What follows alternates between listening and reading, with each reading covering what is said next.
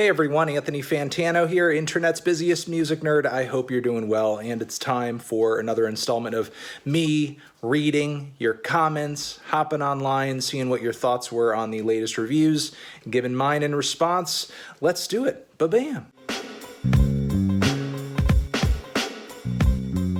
Everything's back to normal. Melon still hates his own music.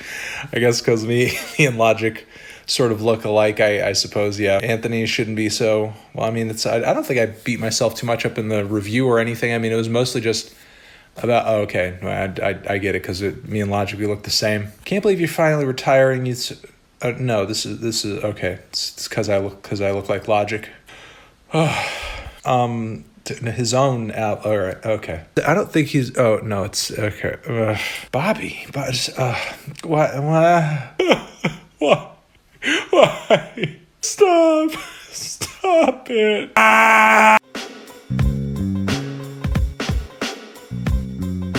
mean, this is partially how I feel, but it's not to take anything away from Billie or her and Phineas as a duo. At least as of right now in this stage of the discography, I see them as a, creative, cohesive unit, and I think they do good stuff together. It was a track whose heavenly vocal harmonies I was really impressed with at first, but the more I heard it, the more I wish it kind of extended farther. Do you? I still think a lot of the sounds on that record are really unique, but I can definitely appreciate the variety on this album appealing to a lot of people. This is a fair critique of the review, I think, as much as I enjoyed the record. I didn't talk as much about the tracks that I liked as much as I could have, especially Lost Cause. More mature lyrical themes, I think, is definitely something you could praise about the album as well. It seemed like Billie wanted to approach some more serious topics on this one. I saw a few comments like this. Is this what it sounds like to you guys? It didn't sound like that to me at all, and even going back to me, it still doesn't really sound like that. But I mean, I suppose that's possible. I think that's a way to look at it. I guess the biggest reason why that's an issue for me, as you're kind of asking here, is that there were just some duds in the track list, and it was a pretty large track list. Fair point, and I own and love that Cure record myself, but do I see it as strong a statement as Disintegration, for the reasons that you're saying here, that it's sprawling and so on and so forth? Not necessarily. To me, that record almost feels like, if you're looking at The Cure's career at that moment, it's almost like, in a way, like a retrospective or a taste of like everything the band has proven they do well up until that point. Whereas, it's kind of hard to see the same record in a similar context.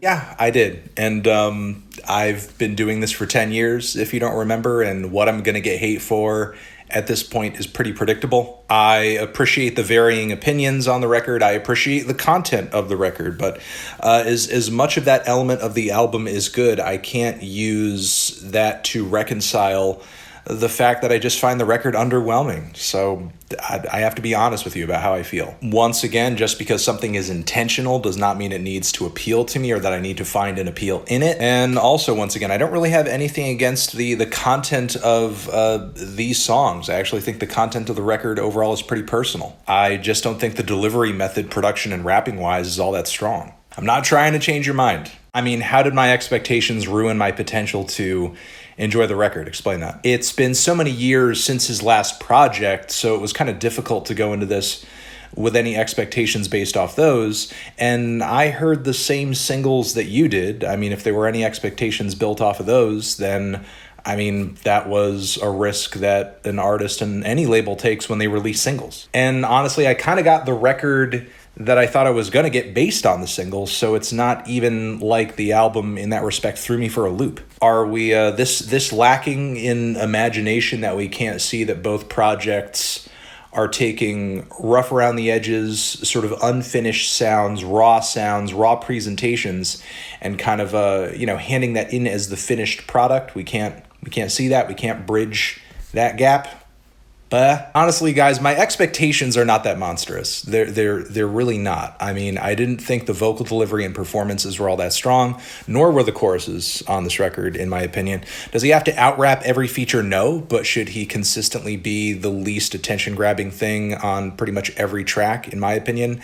That's kind of a deal breaker for me. One of my least favorite parts, but That's the magic of subjective opinion and perspective. You can enjoy things that I don't like. Again, going into this review, I knew there were going to be people who just like thought the world of this record, and this is kind of why. I mean, the album is super consistent, and the record does have some compelling personal lyrical themes throughout it.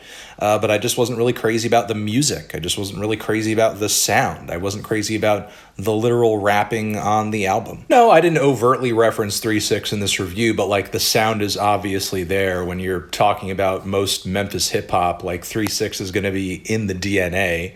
We've even interviewed Gangsta Boo on my second channel. Like, you know, when I hear that sound, I know it. And again, fair point, but considering just how omnipresent 3-6's sound is these days, I just thought it didn't need to be directly pointed out, I guess. This is one of the most ridiculous, disgusting, perverted, and off-base comments I've read on my channel in a while, not only because it doesn't really seem to understand the album itself. Rashad does discuss some really personal and traumatic things on the record, but the idea that I need every black artist I listen to be screaming and crying for me to like their music? What about Spelling? What about TK Maidza? What about Janelle Monáe? What about the new Tyler record? Ridiculousness like this makes me not want to read the comments at all.